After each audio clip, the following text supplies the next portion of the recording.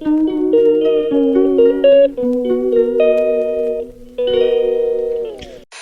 dreaming in dreams bigger than me, taking my time, giving to me.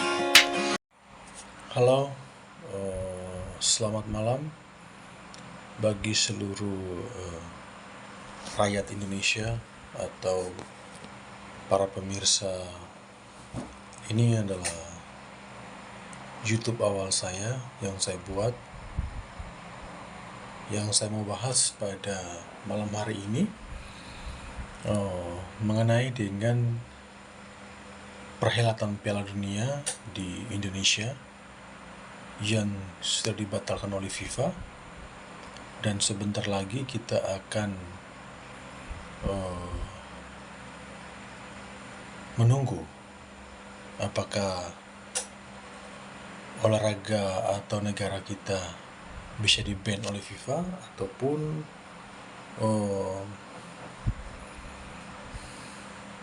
bisa terselamatkan oleh ban itu tersendiri.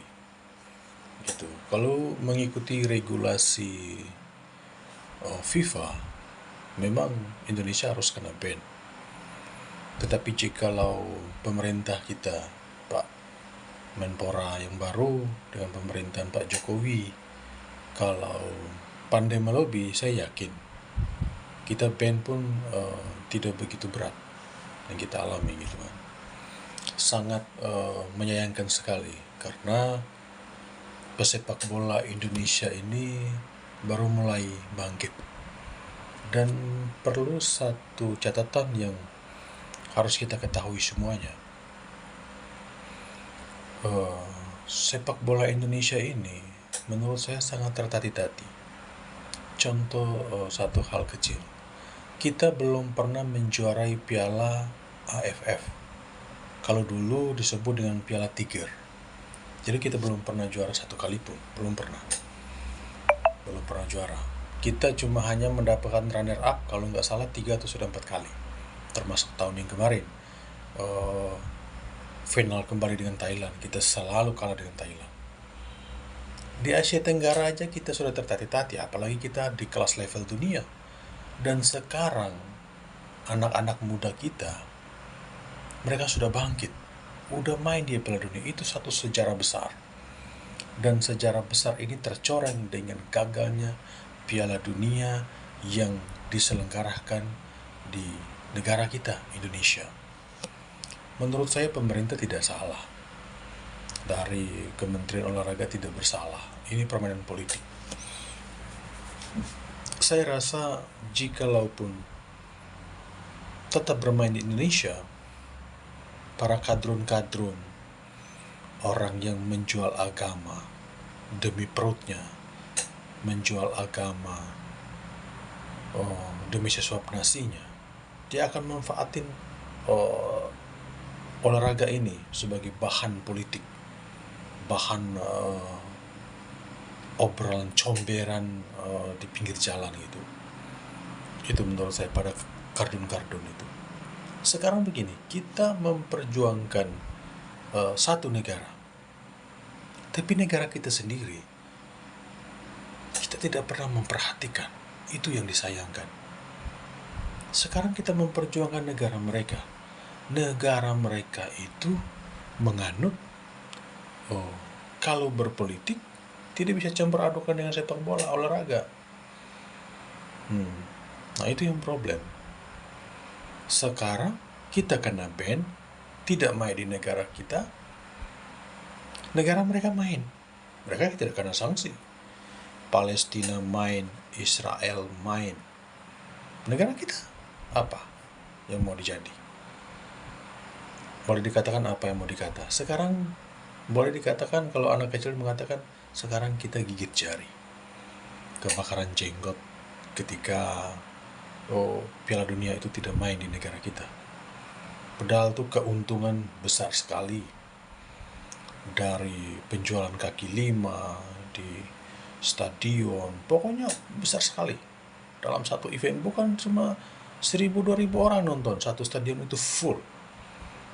Dan negara kita akan terukir oleh FIFA bahwa kita sanggup melakukan hal itu.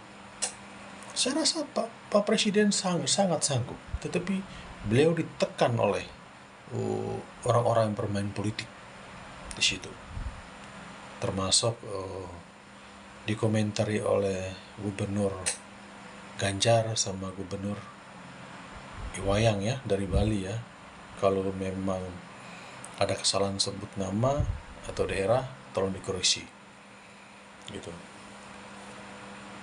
Dan sekarang udah dipindah, FIFA udah memutuskan di Argentina. Mereka sekarang sedang menanti-nanti Piala Dunia itu orang berebut, tapi negara kita tidak mau. Itu yang sangat disayangkan.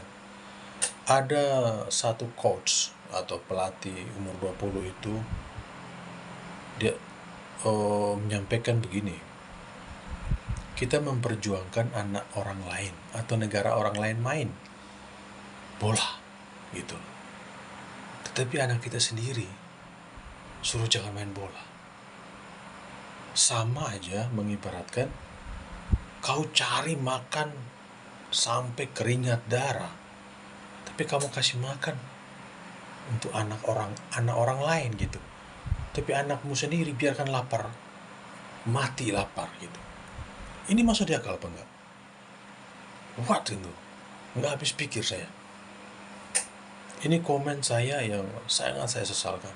Tapi apa mau dikata, sekarang sudah terjadi.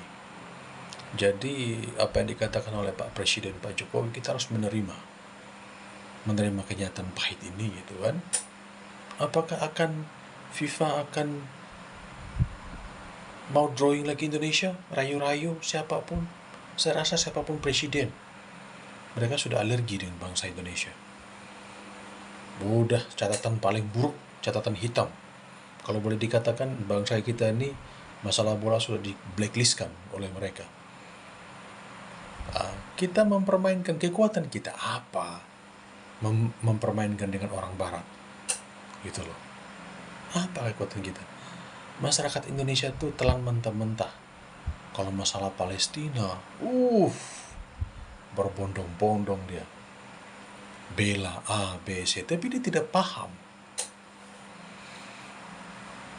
Bahkan yang dibantu-bantu oleh masyarakat Indonesia untuk orang Palestina nggak sampai ke mereka. Kemana? Lari, bisa lari ke politik, lari ke partai-partai tertentu yang mendukung demo apa segala macam, bantu uang, beras, mie, apa itu semua mereka mempermainkan. Kita harus buka mata, kita harus menyadari apa yang kita mau olahraga atau bangsa kita ini maju. Sekarang pemerintah kita dengan Pak Jokowi dengan seluruh jajaran menterinya sedang berusaha membangun IKN, Ibu Kota Negara Baru di Kalimantan. Ya, ayo mari kita dukung bersama, sukseskan itu.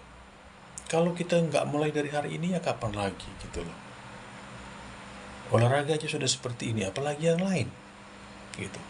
Berkomentar, boleh berkomentar, tetapi berpikir dulu baru berkomentar. Membantu orang, boleh membantu ya. Kamu akan berdosa jika kamu membantu orang, kamu meninggalkan anak istrimu mati kelaparan. Berdosa sekali. Jika kamu sendiri, is okay, boleh masalah, boleh nggak ini gitu. Tapi anak istrimu kamu biarkan mati kelaparan, tapi orang lain kamu kasih makan. Padahal hidupmu, cintamu pertama kali itu dengan anak dan istrimu. Yang perlu kau utamakan baru orang lain. Palestina dan Israel itu bukan memperjuangkan penjual agama, tidak. Mereka perebutan tanah. Sejarahnya terlalu panjang. Kalau di dalam Alkitab, Bible,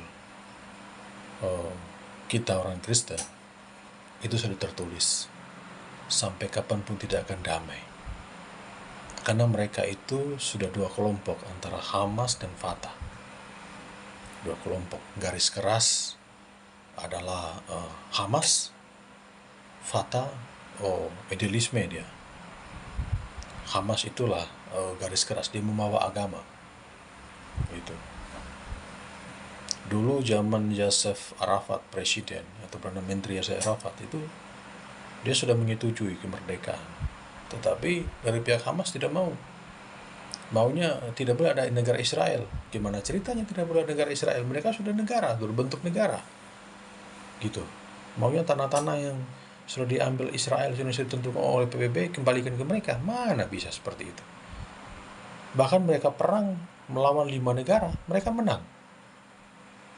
Arab, Lebanon, ada beberapa lagi negara. 5 negara menyerang Israel, tapi mereka menang. Sampai orang terheran-heran. Dengan kekuatan 5 negara. Menyerang satu negara kecil sekali. Berarti manusia itu harus membuka pemikirannya. Matanya harus buka, otaknya harus buka. Gitu. Itu tanah perjanjian. Tanah perjanjian untuk bangsa Yahudi, bangsa Israel. Tuhan akan menyelamatkan bangsa itu. Memang kenyataan, real, nyata. Dan banyak sekali tokoh-tokoh agama kita di Indonesia ini yang menutupi sejarah-sejarah untuk Israel dan Palestina. Mereka cuma hanya mementingkan perutnya. Mementingkan perutnya ya udah cukup. Perutnya kena ya udah cukup. Bahasa orang Jakarta bilang lu mati-matilah. Yang penting gua bisa perut buncit udah. Kayak gitu. Jadi sekarang tergantung daripada kita. Mau kita seperti apa? Gitu. Mau kita bangun negara kita, maju ke negara kita, atau mau kita terus mikir ke negara orang lain? Tapi orang lain tuh gak pernah mikir ke negara kita. Itu yang gak masuk di akal. Gitu. Kalau negara orang lain memikirkan negara kita, is okay. Ini negara orang tidak pernah memikirkan negara kita. Ada tidak? Tidak ada. Gitu. Tolong belajar sejarah. Sekolah tinggi-tinggi. Buat apa? Cuma hanya menyusahkan kampung sendiri, datang ke negara sendiri, menyusahkan sendiri. Buat apa seperti itu? Ini yang perlu dicatat dan perlu kita benahi bersama. Mari bangsa kita bersatu padu, bangsa Indonesia yang kita cinta ini, ya, rapatkan barisan, bangun kepercayaan diri kita, supaya kita tidak diadu domba oleh siapapun. Terima kasih pernyataan dari saya. Kalaupun ada salah kata, mohon dimaafkan. Kiranya di lain waktu pasti kita jumpa lagi. Goodbye.